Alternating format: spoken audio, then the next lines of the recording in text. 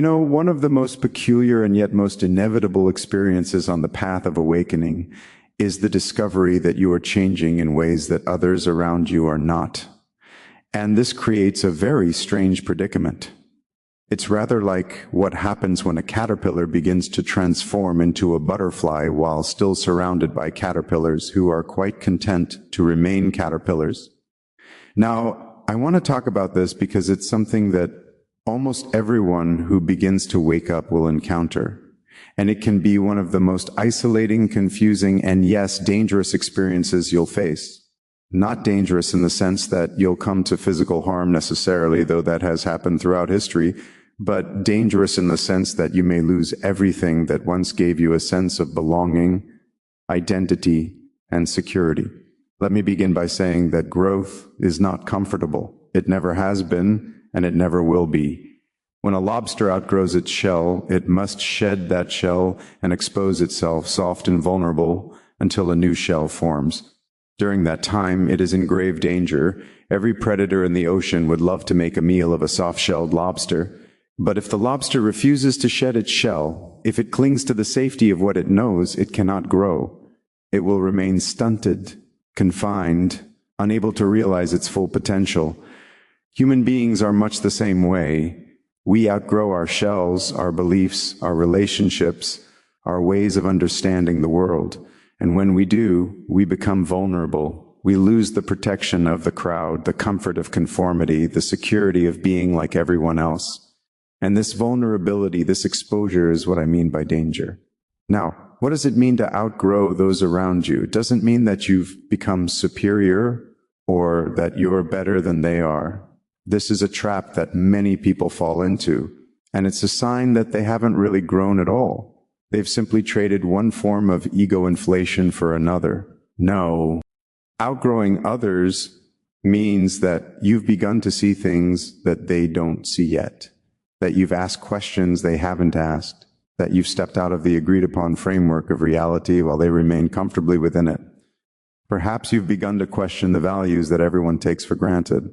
The pursuit of wealth, status, security, the accumulation of possessions, the endless distractions and entertainments that fill up our lives. Perhaps you've begun to see that these things don't lead to happiness, that they're empty promises, that they're symptoms of a deeper malaise, a fundamental misunderstanding about what life is and what we are. Or perhaps you've had experiences through meditation, through contemplation, through crisis, through psychedelics, through some spontaneous opening that have shown you that reality is far more mysterious, far more fluid, far more consciousness dependent than the solid, objective external world that everyone believes in. You've seen through the illusion of the separate self, or at least caught a glimpse behind the curtain, and now you can't unsee it. When this happens, you find yourself in a very odd position. You're living in two worlds simultaneously. There's the conventional world, the world of commerce and politics and daily routine, the world where everyone is playing their roles and taking it all very seriously. And then there's this other dimension, this deeper reality that's always present, but that most people are completely oblivious to. And you must learn to navigate both worlds. You must learn to speak two languages, the language of the marketplace and the language of the mystic. You must learn to be in the world, but not of it, as the old saying goes. And this is extraordinarily difficult because the two worlds have different rules, different values, different ways of making sense of experience. The people around you, your family, your friends, your colleagues, they're still operating entirely within the conventional framework. They're concerned with their careers, their mortgages, their social standing, their plans for the future. And these concerns, which once seemed so important to you, now seem rather trivial, rather beside the point. Not because you've become callous or indifferent, but because you've seen that there are deeper questions, more fundamental issues at stake. But you can't simply tell them this. You can't sit down with your family at dinner and say, I've realized that the self is an illusion and that we're all manifestations of one universal consciousness. They'll look at you as if you've lost your mind. And in a sense, you've lost the conventional mind, the socially conditioned mind, and you haven't yet fully articulated what you found in its place. So you remain silent, or you speak in hints and suggestions, or you try to find people who understand what you're going through. And this is where the isolation begins, because the people you've known all your life, the people you love and care about increasingly, seem to be living in a different reality than you are. You're speaking different languages, pursuing different goals, seeing the world through entirely different lenses. And they sense this even if they can't articulate it. They sense that you're no longer quite one of them, that you've changed in some fundamental way, that you're not playing the game with the same enthusiasm you once had. And this makes them uncomfortable. It threatens them because if you can step outside the agreed upon framework, then maybe the framework isn't as solid as they thought. Maybe their own lives are built on sand. They may respond in various ways. Some will try to pull you back, to normalize you, to get you to be the way you used to be. You've changed, they'll say, and it won't be a compliment. They'll accuse you of becoming strange, impractical, irresponsible, self-absorbed. They'll remind you of your duties, your obligations, your place in the social order. They'll do everything they can to squeeze you back into the box you've outgrown. Others will simply distance themselves from you. They'll find you boring or preachy or incomprehensible. The conversations that once flowed easily now feel forced and superficial. You have less and less in common. The friendship or relationship gradually withers, not through any dramatic break, but through a slow, sad drifting apart. Still others may become hostile. This is particularly true if you've outgrown a religious or ideological framework that they're still invested in. If you were raised in a particular faith and you've moved beyond it, if you've questioned the dogmas and found them wanting, your very existence becomes a threat to those who still believe. You're a heretic, an apostate, a lost soul who must be saved or shunned. This is the danger I'm speaking of. Not that you'll be physically harmed necessarily, though that can happen, but that you'll lose your community, your tribe, your sense of belonging to something larger than yourself. Human beings are social creatures. We need connection. We need to feel that we're part of a group, that we're understood and accepted. And when you outgrow those around you, you risk losing all of that. Now, you might say, well, why not just keep quiet about it? Why not simply maintain the facade, play along, keep your insights to yourself? And many people do exactly this. They live double lives. They maintain the conventional appearance while privately knowing that it's all a game, all a performance. And there's a certain wisdom in this approach. As I said earlier, you don't shake someone awake from a pleasant dream unless the house is on fire. But there are problems with this strategy as well. First, it's exhausting. Living a double life, constantly monitoring what you say, editing your thoughts, pretending to care about things that no longer matter to you, this takes a tremendous toll. You become alienated from yourself, split, fragmented. The very integration and wholeness you've been seeking through your spiritual growth becomes impossible because you're constantly betraying your own truth. Second, it's inauthentic. And authenticity, being true to what you've discovered, is essential to the spiritual path. If you've seen something true, something real, and you hide it, deny it, refuse to live by it, then what was the point of seeing it in the first place? You become like someone who's discovered a treasure but is too afraid to spend it. So they bury it in the ground and continue to live in poverty. Third, and perhaps most importantly, your very presence. Even if you say nothing, communicate something. People pick up on energy, on vibration, on the unspoken.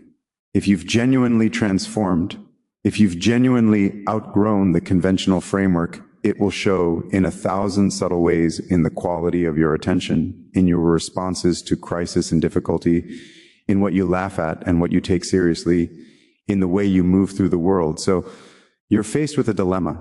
You can't go back. You can't unsee what you've seen, unknow what you've known, but you can't fully go forward either, at least not without consequences, without losses, without a period of profound loneliness and disorientation. This is what the mystics have always called the dark night of the soul. It's the passage between the old life and the new, the death of the caterpillar before the emergence of the butterfly. And it's dark precisely because you've left behind the familiar landmarks, the comfortable certainties, but you haven't yet arrived at the new dispensation. You're in between, in limbo, in the wilderness. During this time, you may feel utterly alone. You may wonder if you've made a terrible mistake, if you've thrown away everything valuable for some nebulous spiritual fantasy. You may long for the days when life was simpler, when you fit in, when you didn't question everything, when you could. Just go along with the program like everyone else. But here's what you must understand. This loneliness, this sense of isolation, is not a sign that you've gone wrong. It's a sign that you're going right. It's an inevitable stage in the process of transformation. Every hero and every myth must leave the village, must venture into the unknown, must face dragons and demons alone before they can return with the treasure. The treasure in this case is your authentic self, your true nature, freed from the conditioning and programming of society. But you cannot claim this treasure while still clinging to the approval and acceptance of those who represent that very conditioning. You must be willing to stand alone, to be misunderstood, to be criticized, to be rejected. Now, I want to be very clear about something. This doesn't mean you should go out of your way to alienate people, or that you should be arrogant or superior, or that you should reject everyone who doesn't share your level of understanding. That would be spiritual egoism, and it's just another trap, another form of separation. What it means is that you accept the consequences of your growth with grace and compassion. You understand that people are where they are and they're doing the best they can with the level of consciousness they have. You don't judge them or look down on them. You simply recognize that you're on different paths, at least for now. And you trust that if you're meant to have community, if you're meant to have companions on the journey, they will appear. Because here's the wonderful thing. When you outgrow one level, when you shed one shell, you don't remain alone forever. You find others who have also outgrown that level. You discover a new community, a new tribe, a new set of companions who speak your language, who understand your experience, who are wrestling with the same questions you are. This is why spiritual seekers throughout history have formed communities, monasteries, ashrams, mystery, schools, philosophical circles, not because they're elitist or exclusive, but because they needed to be with others who understood what they were experiencing, who could support them through the difficult transitions, who could remind them that they weren't crazy, that the path was real, that the struggle was worthwhile. But these communities are often hidden, or at least not obvious. They don't advertise. They don't proselytize. You find them when you're ready, when your seeking becomes sincere enough, when your loneliness becomes acute enough. And often you find them in unexpected places. A chance conversation with a stranger, a book that falls into your hands at exactly the right moment, a teacher who appears just when you need them. The key is not to cling desperately to the old relationships out of fear of being alone, but also not to cut ties prematurely out of spiritual pride. There's a middle way, as there always is. You maintain what connections you can maintain authentically. You honor your history, your roots, the people who loved you before you change. But you don't betray yourself to preserve those connections. You don't make yourself small to make others comfortable. And sometimes, miraculously, the people around you grow too. Sometimes your own transformation becomes a catalyst for their awakening. They see something in you, a peace, a clarity, a freedom, and they want it for themselves. They start asking questions. They start opening up. And then the relationship transforms along with you, deepens, becomes more real, more honest, more alive. But you can't force this. You can't make people grow. All you can do is be yourself, be authentic, be the embodiment of what you've discovered, and trust that those who are ready will recognize it. The rest will fall away. And you must let them go with love and gratitude for what they've given you, for the role they played in your journey, even if that role has now ended. The danger of outgrowing everyone around. It was real. You may lose friends, family members, communities that once defined you. You may go through periods of profound loneliness. You may question whether it was worth it. But I can tell you from my own experience and from observing countless others on this path that on the other side of this danger is a freedom and authenticity, a depth of being that makes all the losses worthwhile. Because what you gain is yourself, your true self, not the self that was constructed to fit in, to please others, to meet expectations. And once you've found that, once you've tasted that freedom, you realize that you were never really losing anything real. You were only losing illusions, masks, false identities. The real connections, the real love, the real community, These remain or they appear anew, deeper and truer than before. So if you find yourself outgrowing those around you, know that you're not alone. Even in your aloneness, know that this is part of the process, part of the path. Know that it's temporary. This loneliness, this sense of being between worlds, and know that the courage it takes to keep growing, to keep being true to what you've seen, even when it costs you everything familiar. This courage is the mark of a genuine spiritual warrior, a true seeker of truth. The caterpillar must die for the butterfly to be born. There's no way around it. But what emerges is so much more beautiful, so much more free, so much more alive than what was lost. Trust the process, trust your growth, and trust that life in its infinite intelligence is guiding you exactly where you need to go, even when the path leads through darkness and uncertainty.